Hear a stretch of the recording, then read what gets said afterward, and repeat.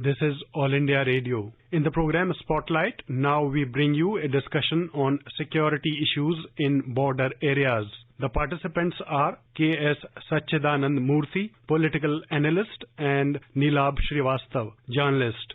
India has a long border with so many countries. If we go by the geographical and cartographic data, at least 7 countries that India shares its border. These are Bangladesh, Pakistan, China, Nepal, Bhutan, Myanmar, and even Afghanistan. Also, this entire border of the country also has over 7,000 kilometers of the coastline. Mr. Murthy, the border challenges have now magnified. Why? Because we are now recently witnessing the standoff between the Indian security forces, the military, and the PLA of the Chinese side in the Ladakh area. We have been seeing this incident that has been going since the first week of this month in the Galwan Valley specifically. Mr. Murthy, big challenge. There are borders of different kinds in this country. There are some borders which have no fence. There are certain borders which have fence. So what exactly do we think about when we talk about the specific issue of the border in Ladakh, Murthy Sahab? How do we see this entire incident, that has taken place now? We will talk about the diplomatic part later, but this entire incident that is now forayed into a controversy or maybe an issue between both the countries. For India, Ladakh has always been completely an integral part of the country. But due to unfortunate developments soon after independence, we had to lose parts of Ladakh to invasions from Pakistan. And also then later Pakistan handed over a part of the Indian territory to China. So Ladakh has remained a problem for the Indian border management because of the illegal occupation of parts of Ladakh by Pakistan and by China. So this has been the issue which has been there from the mid-early 1960s about Ladakh, but the government has been continuously and peacefully negotiating with China for return of the Indian territory which has been handed over by Pakistan to China, and also whatever transgressions has been made by China in the early part of 1960s. So this has been the consistent stand of India, and that's why India negotiated and signed the Treaty of Peace and Tranquility on the line of actual control between India and China. And this agreement has stood the test of time, and there have been border talks at the highest level. Both the countries have had their special representatives talking about it, and India has submitted cartographic and documentary proof of the land that belongs to India to China. But the negotiations have been going on because of the complexities involved due to watershed areas and the changing some geographical features and all that. But this has been an area of peace by and large all these years, though in the neighboring part we had issues with Pakistan in Siachen Glacier, which they illegally tried to occupy, then tried to occupy Kargil and other parts of Ladakh. So this has been there. So now suddenly the PLA has made a push into what has always been the Indian side of the line of actual control in the Galwan Valley and neighboring areas. When we see about the issues or the reasons that would have taken place, now so many experts, former diplomats indicate that India's two borders, the Chinese border as we call it, the line of actual control, because there is no demarcated line between the two countries or a border between the two countries. And on this side, on the western side, we have the line of control with Pakistan, where there is this Pakistan-occupied Kashmir. Both the areas is something that has always been in a kind of a violent issues taking place. Now, with Pakistan, we have the problem of terrorists being infiltrated from that side of the border. But with China, is it because we are now building our infrastructure, we are now increasing our strategic capabilities? Is that the reason that this issue is now again hotted up? It has been in the past, as you said? It has been there in the past, and over the last, I think 15 years, we have consciously decided to build our infrastructure on the border area, both to improve the connectivity, because in the 20th century, these borders were left unguarded almost. There were very few patrols and all that. But as the Chinese have started increasing their patrolling due to their own internal situation in Tibet, so they have been more and more guarding, and more Chinese presence is seen along the line of actual control. So we also had to improve our infrastructure, including roads and other infrastructure, as well as ability to reach any point of the line of actual control at the best possible time. But then this build-up from India was only defensive, had no offensive meaning to it, because it was all within the Indian side of the line of actual control. But the Chinese took offense to it. If you remember, in the last few years, they have been making these, as former Army Chief and Present Minister General V.K. Singh said, transgressions into Indian territory. These are not occupation but transgressions, just to show that, okay, we can cross the line of actual control. These kind of nibbling at Indian territory that they have been doing, but the Indian side has responded very responsibly, persuaded them to go back and firmly pointed out that those areas belong to India, Indian side of the line of actual control. But this time, it has been a very, very planned way of intrusion, and we have had highest level military negotiations between the two countries. Chief of our Northern Command went there, met his counterpart. Everything was done, but still the aggressive intent was evident. But still the Indian side acted with a lot of restraint, because our policy has always been to go for a graded and gradual response. Whatever action is there on the other side, we only respond equally. We don't go well beyond that. And our army teams went to enforce that the Chinese did not remain on this side of the line of actual control during the transgression. But they really went berserk and attacked, and that nearly 20 soldiers were martyred. So this is what happened, unfortunately, in the Galvan Valley. This continuous building up situation, as this morning also there were commander level talks in the Ladakh sector. There were discussions. We're talking about continuous disengagement from both the sides.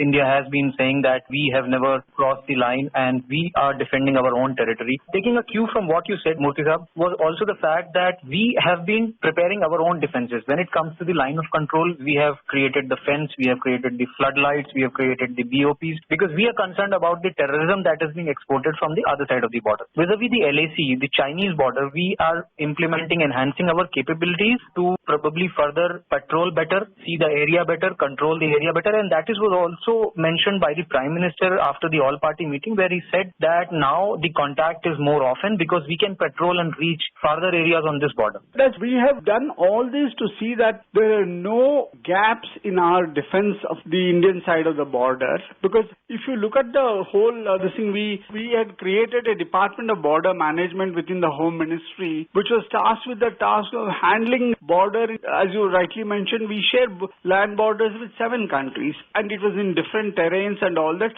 So there's a Department of Border Management, and we have specialized border security forces like a BSF or ITBP and others. So that's what we have been doing. And in the line of actual control, the army has been emphasizing that, especially after our very bad experience first in Siachen Glacier and then later in Kargil, so we cannot leave any gap in our defense preparedness. So that's what we have been doing all these years, and that's why we are able to contain the transgression very quickly. That we must give credit to the Army and the Border Roads Organization and other defense organizations, which ensured that the transgression of the Chinese into Indian territory at Galvan Valley and other points was immediately repulsed, so that nobody has remained on the Indian territory, as the Prime Minister unambiguously told the all-party meeting. The border issues, because of the unique challenges that India faces, also is very closely coordinated and intertwined with the Ministry of External Affairs, or the diplomatic part of it. So every time there is an issue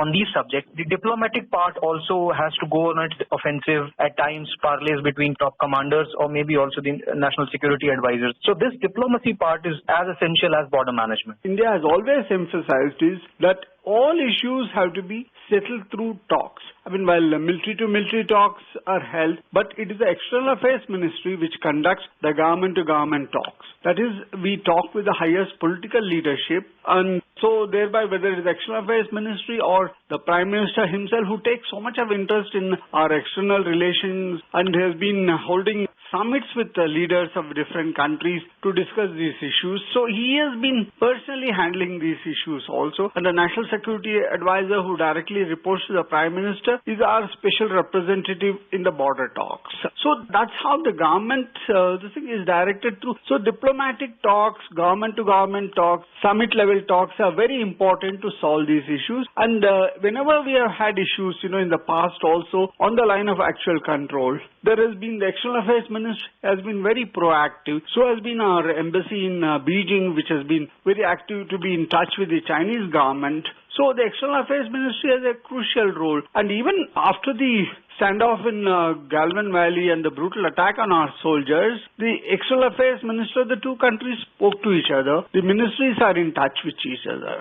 Murthy Saab, we cannot take away the fact that apart from the land borders, the coastal borders, which is over 7,500 kilometers of this country, is also very crucial. We have seen in 2008 how the 26/11 Mumbai attacks were perpetrated. The terrorists came from the sea. And now we're talking about the overall Indian Ocean region, because that is where our security concerns are. That is also where our trade concerns are, because a lot of trade is moving from that sector. So that also is an integral part of the border management of this country. India has always taken the guarding and protection of both its strategic and economic interests along the coastal border, as well as the deep sea things. Various initiatives we have taken, and all the countries which are in our littoral neighborhood, as whether it is Bangladesh or Thailand or Indonesia or Maldives, we have maintained good contacts with them, but we have also strengthened our defenses vis-a-vis this region. Like we established a Tri-Services Command in Andamans. Our Navy has been working to protect our commercial interests by participating in anti-piracy measures in the Malacca Straits, which is the gateway between the east and the west, or has guarded our interests in the Bay of Bengal, Arabian Sea and the Indian Ocean. I think in the Indian Ocean, countries coming together to protect their common interests and have the law of the sea operating there. So India has been one of the leaders in this regard as far as interests in the coastal and deep sea areas are concerned. When we talk about the diplomacy part, India has always maintained that issues between India and its neighbors, be it Pakistan, be it China, be it Nepal, be it any other country, is bilateral. So we have instances very recently in the past when the US President did say that I can always help both the countries, India and China, in finding solution to the border problem, the standoff that is taking place. But India has very categorically and has repeatedly said that these issues are bilateral and we are capable of resolving with our own neighbor in a manner that has been in the past. So I think that has been a consistent stand of the country. Absolutely, because we have said that all issues can be solved through bilateral discussions, negotiations and all that. But we also expect the world, especially the big powers of the world, to exert moral influence on our neighbors so that they do not resort to any kind of terror acts which are disruptive to India's economic interests or strategic interests. So that moral pressure has to be exerted by them. Like you mentioned about the United States. United States has a strategic partnership with Pakistan for a long time. It has a deep economic relationship with China. So if United States or other countries exert their moral influence on these countries, because India believes in a fair and just relationship with every country, friendly relationship. This has been emphasized to many leaders who have been expressing their desire to help in this standoff between India and China, saying that please exert your moral authority on these countries. Please persuade them that India is right and convince that India will negotiate in a peaceful and friendly manner. Murthy Saab, now that these talks at the diplomatic level between India and China are happening, where do you see these issues now going into, and how soon will we be able to find a solution to this standoff? We have found a solution where the basic principle is that both the sides should stick to their side of the line of actual control. So once that status quo is observed, before the transgressions and intrusions happen. So that itself will de-escalate the situation. Now this incident gives a urgency that the border talks between the two countries need to be settled quickly. So it's very important that the eastern sector, the western sector and the middle sector talks get resolved so that there is a finality to the border issue, so that the line of actual control will become the international border between the two countries. Thank you so much, Murthy Saab. You are listening to a discussion on security issues in border areas. The participants were K.S.